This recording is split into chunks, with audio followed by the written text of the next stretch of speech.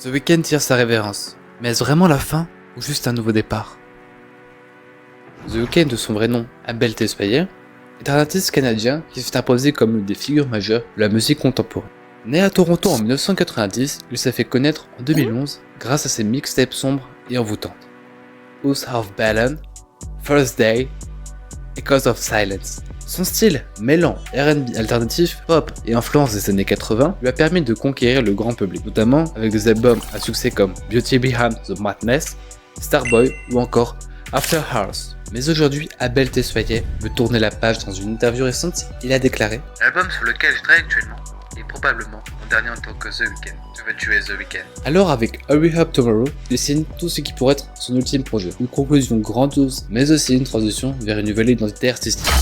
Avec Hurry Up Tomorrow, The Weeknd semble tourner la page de son célèbre alter ego. Ce projet, qui pourrait être son dernier sous ce nom, marque la fin d'une trilogie commencée avec After Hours et Dawn FM.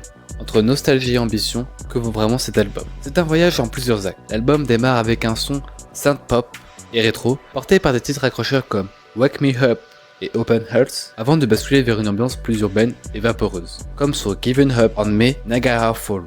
Il revient ensuite aux sonorités des années 80, avec Take Me Back to Hell Hey et Give Me Mercy, pour conclure sur un hommage à David Lynch en reprenant In Heaven du film Head. Il propose une œuvre dense et cinématographique avec ses 22 morceaux de près d'1h30 d'écoute. Hurry Up Tomorrow a été conçu pour être écouté d'une traite, comme un voyage musical immersif. C'est un album ambitieux, parfois grandiloquent, mais fidèle à l'identité artistique de The Weeknd. Alors je vous fais un petit top 5 des titres à écouter en priorité. Red Terror, qui est une montée en puissance intense. Open Hearts, une mélodie rétro qui procure des émotions brutes. Timeless, The Abyss, une immersion sombre et hypnotique. Et Baptised d'une Fer, qui propose ce que The Weeknd sait faire de meilleur.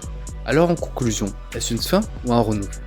Si Hurry Up Tomorrow marque la fin de The Weeknd, ce n'est peut-être que le début d'Abel Tesfaye.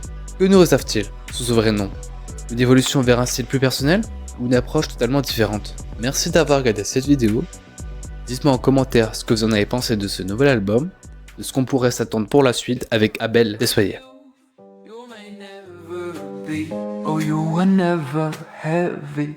Light just like a feather. I ran from the terror. The crowd was red from the left.